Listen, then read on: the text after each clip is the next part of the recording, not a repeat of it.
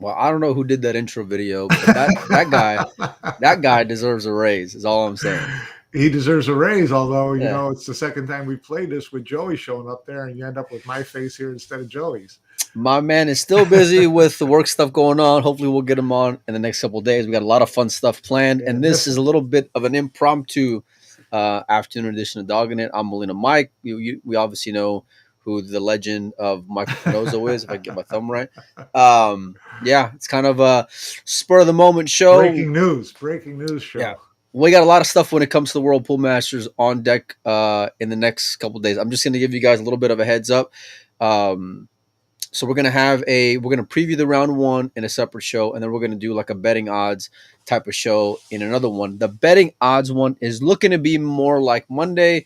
It'll be we'll have someone from Matchroom on along with our two ugly mugs, and then for the round one preview show, I'm actually looking to get Alex Pagulayan on here with us. Ooh, So that'll be juicy.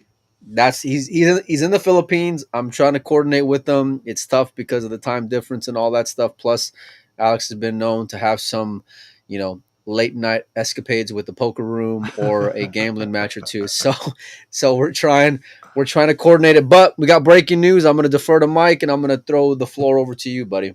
Yeah, well, I mean, it's made its way around social media pretty quickly that Fedor Gorst has had to pull out of the World Pool Masters because he hasn't gotten his visa from the UK. So it's just this has happened before. It happened a couple of years ago with Kachi trying to get to the UK Open and paid the extra for expedited visa service or whatever, and the UK dragged their feet, and he ended up missing that event. So, but what makes this interesting and even more heartbreaking is obviously because it's Federer, who's waited over a year to be able to leave the country to play in an international event outside the Right. U.S. already, right? So he's put in his 13 months of waiting to get authorization to be able to leave the country. He gets chomping at the bit. He's ready to get his travel plans and Bust his the visas world. set up to bust the world, and and the home office in London goes to sleep on him, and his visa doesn't come through in time. So it's a real shame. Add to that the fact that the draw put him facing SVB in the first round, which was the matchup of the first round by The far, right? the premier matchup of that first round because Yeah. of where they were ranked. They ended up meeting each other on that lower half of what ended up being just a torturous lower bracket. Yeah. And you're right, Mike. It's real unfortunate. And it's like, can the kid just catch a roll? It just seems like one Yeah. thing in life after another, outside of his control, is just limiting him from going out there and competing once again. On the biggest of events. And, it's like you earn your place to play in probably the most, prestigious invitational tournament of the year, Yep. I'd say. Right, Mike? I mean, I don't Right. think there's anything, individually that, It's not a gives you. major, but it's right. It's So breaking news, Matchroom's not coming on Monday anymore. We're also going to drop that one as well. No, I'm with you no, it's a in great event. It's a great event, and it is fantastic event. something Yeah. that you have to earn your way into, especially now. It wasn't always that way with the World Pools Masters. It was a little kind of pick and choose, the TV friendly people, the big names, whatever. Now it's completely merit based, and Federer earned his place in there and got the rug yanked out on him again. And you know, I just hope now he's got probably a couple more weeks of sweating to see if he gets the visa in time to play in the UK Open, which is at the end of May. So, his visa application's still in. If he gets something in the next couple weeks, he can still go to the UK Open. But, I'd hate to see him miss that as well. So, there's a lot hanging in the Well, that's balance for the kid. that's on a whole other level because that's going to go towards ranking points for this year's Mosconi Cup, which Right. he obviously has his eyes on. I know he'll say that, he's not getting his hopes up and all that, but he's on the short list of even whether or not he's in on points of just, being a wild card selection. But you got to But like his. you got to have a resume. Right, but you also gotta like his chances no matter what, right? But like this is like where I'm gonna earn my place, which I feel like is Right. what he wants to do, because Right. that's just the kind of kid that Federer is. But especially kind of like that chip on your shoulder. I want to prove everyone that, not only can not only do I belong, but more importantly, I'm going to do what I did here in the States on the global stage now. Right. I'm going to Right. come and dominate. And that's really what a lot of fans across the world expect, because we've all seen Federer just be an absolute machine over the last, 18 months. And, from a fan's perspective, it's pretty disappointing, Mike, because that first Oh, round matchup with Shane, they were teasing this morning with that, Federer and Shane, yeah, that was kind of clip they rude, I showed. thought. That was kind Well, the timing of it probably could have been a little better, but of, they had to know by it's then that he was out. right. But here's the deal: is that Federer from 21 is a completely different kid than the Federer today, Mike. Completely different player. On Yeah. in every aspect. I feel like, so this a lot of people like Federer's chances to not only get past Shane, but to go and snap it off. And we're gonna do that favorite show coming up pretty soon. But I'll tell you, just from early on, the amount of entries that I got on that link that I sent out, Right. people had him right behind Francisco as number two. Yeah. He and it was kind of close, but and that's really where fans respect Federer's game, and what they think of him in the overall. So if that's just any indication of what we all hoped for, right? Right. It's pretty disappointing, Mike. Yeah, no, it's very disappointing. And now you've got the Masters too, where you've got longer races than it used to be. Winter break, longer races. So it suits someone like Federer a little bit better in terms of not not as likely to get upset because he had a bad start in a race to 7 or whatever the case used to be. So yeah, no, it's a real Okay, well, shame. hold on. I'm going to stop you right there. So, Yeah, you say usually in a longer race, the better player wins. So, are you saying right now that Federer's a better player than Shane is? I'm saying that he had a better chance of not getting. No, don't give me that cookie cutter response, Mike. I don't want to hear Is he that a shit. I better? Is want. he a better player than Shane? I think that you take those top 5 guys, and to me, they're all at that same level. You put FSR, Federer, Oh God, that is such a Filler, PC. Shane. That is such a PC answer to give, Mike. Now, Go out who on do a you think's limb. better? Who do you think's better? Who's a better player? On a matchroom stage. No, no, no, I'd say don't see now you're no, no, going off on because the different game tangents. So makes a difference. The game of is course the game on a makes a matchroom difference. stage. It's Shane. Outside of the matchroom arena, I'm gonna go with Federer, and I don't care what the game is. I don't care if it's 10 ball. I don't care if it's 9 ball. Put him on a diamond table in the middle of who knows where. Give me Federer, right? On a matchroom stage, I'd still take Shane. You know, Okay. I would, and I think that it Well, does just make a because he difference. hasn't proven himself on the matchroom stage yet. Only for Yeah, that reason, yeah, right? of It's course. no disrespect to the kids game, because I do think, and they're, listen, to be fair, they're in completely different areas of their career, right? Federer's on going here, where Shane, Shane's older, obviously. I'm not. I'm relaxed. I'm not. Listen, I'm not gonna burn that bridge, Mike. Come on, I want to see that hand going down. He may be up here, but Yeah, listen, Shane's a I love seeing how inspired Shane is over the last 6 months. That I love to see, because the game is better when Shane is more motivated, and it sure. puts a lot more people on notice. And I think that, maybe in a lot of aspects, this matchup may have just been, kind of a gauge as to where they're going to be at in majors coming up this year, Mike. Okay, so now you've got Kwok playing Shane the first round. Who do you like there?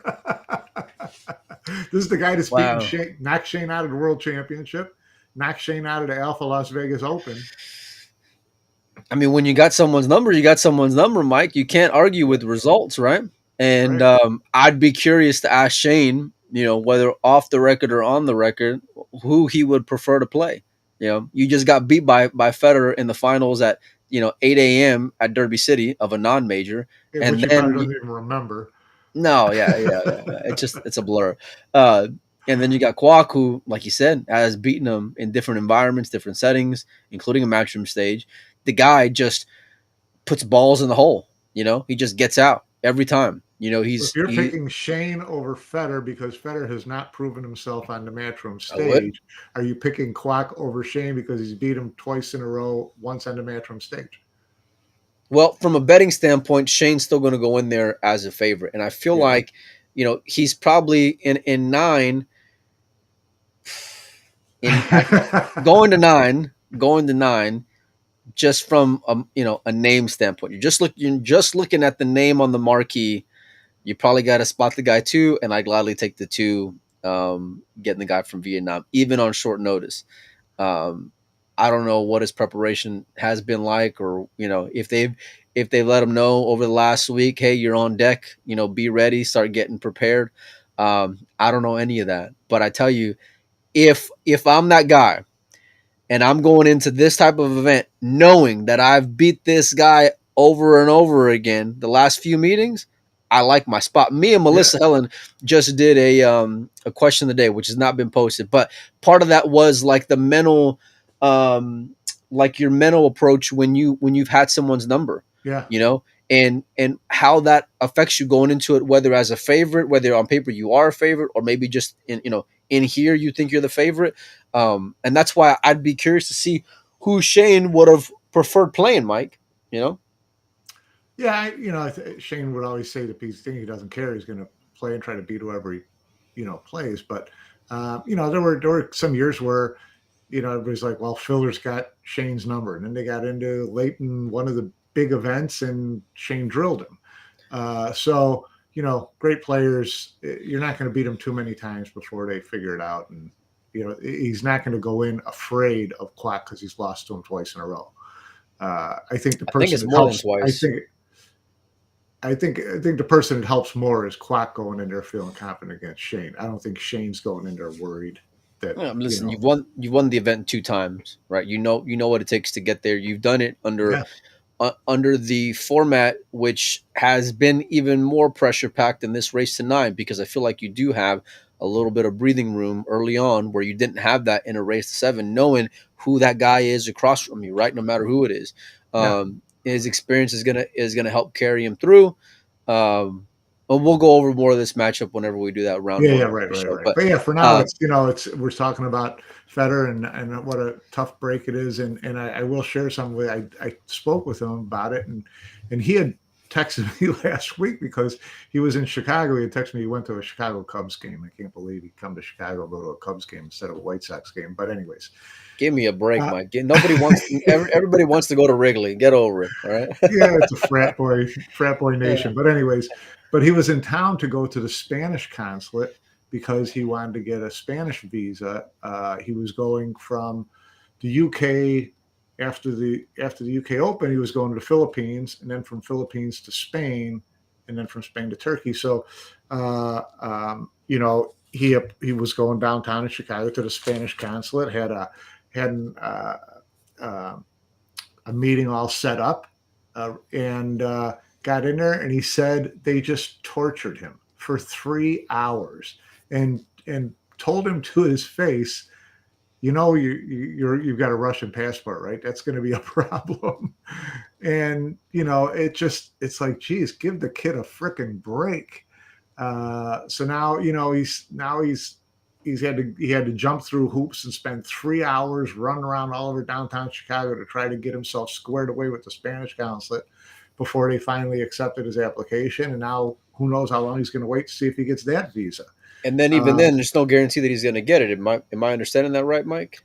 yeah, I mean, and he's got to get his passport back, and that could, it usually takes 14 days, 21 days. The lady told him it could take months. Who knows? So it's brutal to run around that the poor kid is getting trying to do what he does. And as everybody in the pool world knows, you're not going to find a better person heart wise, period. So the fact, I commend him for not having gone full tilt at the Spanish embassy in Chicago, because I would have been hurling Well, there may empanadas and I, I whatever. would I would bet high that there was some expletives let loose once he walked out the door. But Federer knows what to say, when to say it, and how to say it, and he's a real Yeah, sharp well, kid. yeah, I would have been on the no entry into Spain list for sure. Instantly, instantly. No, man, it's unfortunate. I'd imagine it's quite frustrating. Yeah, Especially yeah, everything that he's gone through over the last few years to finally then have everything open to him to be able to play and then still get drugged through the mud. Whether it's the formality of it or the politics, behind the scenes, depending on where he's trying to get into.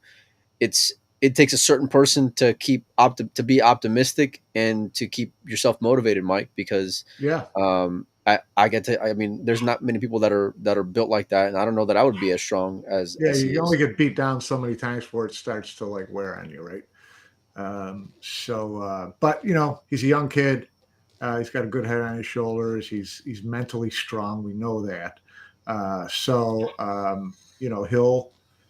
He'll take what life gives him, and he'll make the best of it, like he did last year in the U.S. I'm sure he didn't love going to bar table tournaments in Des Moines while Let me everybody tell you, else was playing. But from the pocketbook standpoint, he came yeah. out way ahead of Well, traveling around the world for a year. But still, where would he have rather been? Okay, it's kind of like that's not even a it's question. it's kind of reminds me of what we talked about with April, and not playing in the PBA events. Yeah, She's done very well for herself, not competing out there. But at the end of the day, Federer wants to compete with top talent. he wants to be the best And in the I'm sure. world. You got to play the Listen, best in the world to be the best in the world. there's a lot of players here in the states that play regional events that want the kid to get that visa. I can promise you that, Mike. Yeah, They yeah. they they, they don't want to see him traveling around, just picking up 15,000 here and Free ten good. thousand there. Yeah, I every like chance because I like Hillbilly Island's life's comment. Why can't we all just get along and gamble? That's a I like that. T-shirt waiting to happen. Yeah. Sounds like a Scotty Townsend quote, actually. Um, no, but listen, you're gonna get frustrated. You're going to have bumps in the road. I'm sure he's still learning and still figuring stuff out. All you can hope for is the kid to make an honest effort, and you can guarantee you're going to get that from Federer as far as the logistics and formalities that he has to jump through. He's going to do it. He's going to put in the work. He's going to submit the applications, in a reasonable amount of time, which he did. But there's only so much you can do when you're dealing with red tape, right, Mike? Yeah, yeah, and you just I remember speaking to the lawyer that he was working with on getting through his visa application or through his green card application, all that. And she said, a lot of it just depends on who's working at the consulate that day, who's working at the embassy, what kind of mood they're in when you walk in the door. Because if you get the wrong person at the wrong time, they're just going to shit all over your application and make it as tough for you as they can for no real reason. So you got to be ready to fade all that kind of stuff. Um, you know, it's tough. I'll tell you, the comments are coming in really good today.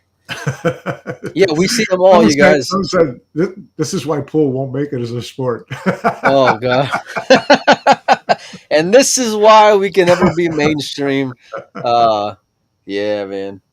You know, Federer's Federer's probably the best player in the world, you know. And if not the best player in the world, but I know he wanted to go prove himself amongst the bigger boys, you know. Yeah, And this was going to be a we will. great way to gauge that, Mike, just to see like where his year is going to be on matchroom stages, which is where we all expect him to be. We Playing just on want to these last see. days. We just want to see the best play the best. I mean, how juicy was it when he, was out there and all of a sudden he and FSR are going head to head in the semifinals at the World 10 Ball? That was like, that's what we've been waiting a year and a half for, right? This is what we Yes. want to see. We want to see, And let me tell we you, all want to see that Federer lived up to the dominate. hype of all matches. That It lived did, up to the and that's bill. why that's what got us pumped up, and we're like, yeah, we want more of this. We want more of this. We want let get these guys in the octagon as often as we can, and let's see them play. And then you got shit like this happen. You're like, Jesus, give us a break here, fellas. What did you think on those odds from the UK bookies? Now that we're not, Federer's out, but he was I listed at just, six at 16 what? to one I'm going not. into it. You know me, I'm not a gambler.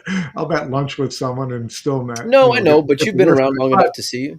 But it just seems to me in a 16-player field where all you have to do is win 4 matches, how anybody can get odds, any world championship caliber player can get odds of 16 to 1 just seems stupid to me. It just seems ridiculous. I mean, I would grab two or three of those Mario Hees and Fedors and all these other guys who were at 14 to 1, 16 to 1, pick two or three of them, lay the money on all of them. And if any of them come through, you're still way ahead of the game.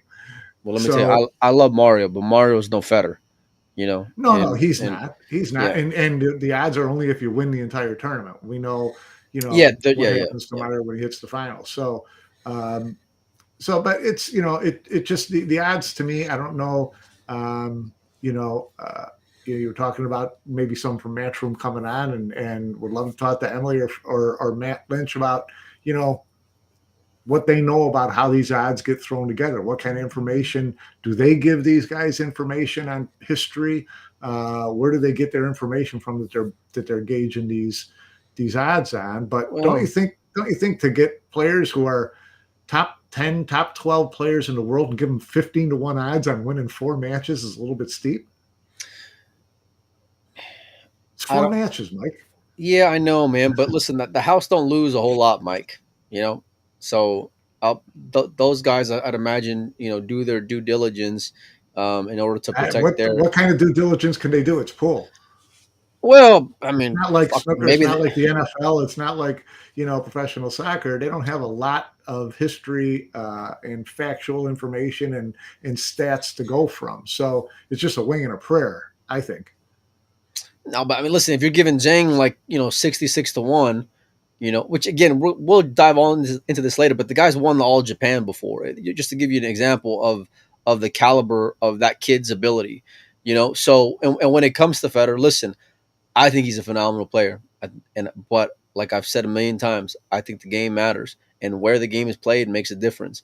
And as great as the kid has been and will continue to be, when it comes to that stage, I haven't seen him perform a whole, up Right. to what we expect him, you know, Right. and that's the difference because if you're a rank 70th player in the world, you're held to a different standard. Right. For Federer, guys like Federer, guys like Dennis, guys who are elite of the elite, the 1% of the 1%, they're held to a different standard. There's different expectations from them, and even if you're getting to, let's say, a final 8, final 4, okay, you can take wins from there, but I haven't even seen a whole lot of that, Mike. Right. So Right. and I think Yeah. You that's where look. they're getting. Well, yeah, it's true. But then you look at someone like Alex Kazakis. He's been to the finals twice of this very event on this stage with this format. He's won it once. He's like 16 to 1. That makes sense to you? Well, maybe they know he's got a little dog in him too. So Well, I mean, well, you can't have it both ways. I mean, he's been on this stage and he's won this event and he's reached the finals a second time. I mean, that's a pretty good track record. That to me is not 16 to 1 unless he broke his well, arm what do you think twice. he ought to be? You think he ought to be in that first tier category? Because No, I no, for no, sure no. don't. I'd say Yeah. I don't see how any of these guys Plus, can be more here's than the like deal: 8 to 1. those draws out, and like with Federer and Shane, and they know they're facing each other round one. That's where it becomes a little tougher for me, and that's where I'll give you a little bit more rope there because, like, as tough as it is for Federer to get through the first round, it's just as tough for Shane to get through that first round as well. Now, given the fact that Shane's had his number, right, it's still Federer that you're playing. You just lost to him a few months back playing 9 ball. You know what he's capable of. You know what he can do, right? So.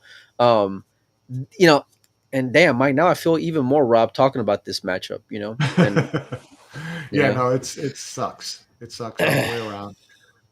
Should have been something that we were all up, early in the morning watching without fail. So, I mean, I'll still watch all the matches, but um, you know, Peter Nick says Federer got eliminated by Tyler in his last match from it. I tell you what, Peter, because you're the ultimate like Federer hater on any of the pages that I do. So I'll is tell he? you what, I literally see him talking shit about the kid every chance I get. So I'll tell you what, every chance that Federer and Tyler play, you can gladly take Tyler and we can settle up after each and every match. And it's an open invitation for you, bud. So and for that matter, any match the kid plays, I'll gladly take him even money against whoever the competition is. So that's an open invitation for you, my man. You can come and collect Wow, anytime. I like Um, it. Might be getting spicy. no, I don't like going over the top when it comes to bashing the kid over and over again. You know, as much as I'll say he hasn't performed on the matchroom stage, I give the kid a ton of respect in the world when it comes to what I know he can do, what he's capable of doing, and what his upside is.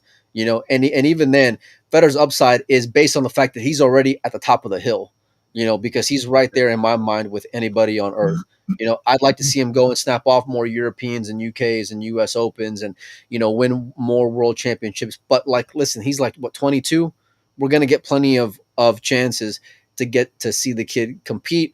We're robbed when it comes to this year, World Pool Masters, but you know I'd be more optimistic seeing them next year. So Yeah. we got a ton more stuff coming up over the course of this weekend, you guys. Like I said, we'll have someone from Matchroom on, whether it's Matt or Emily, coming on Monday. We're also looking to get Josh, the defending world champion, coming on in the next few days as well, probably early next week before the event starts. So, and then aside from that, like I mentioned to start the show, we're gonna preview each and every match on a show as well, and we're hoping we can do that with Alex Paguline. So fingers crossed that all that pans Yeah, that out would be and works out sweet. well. Yeah, no, Alex is witty and sharp, and you know he's got unique insight, and he delivers everything phenomenally and just naturally. So it's kind of a no brainer. But anyway, Mike, I appreciate you coming on short notice this afternoon. It's um it's an unfortunate show to have today, Yeah. you know. But we wish Federer all the luck in the world with his visas that he's attempting to get, and yeah, we'll see you guys pretty soon.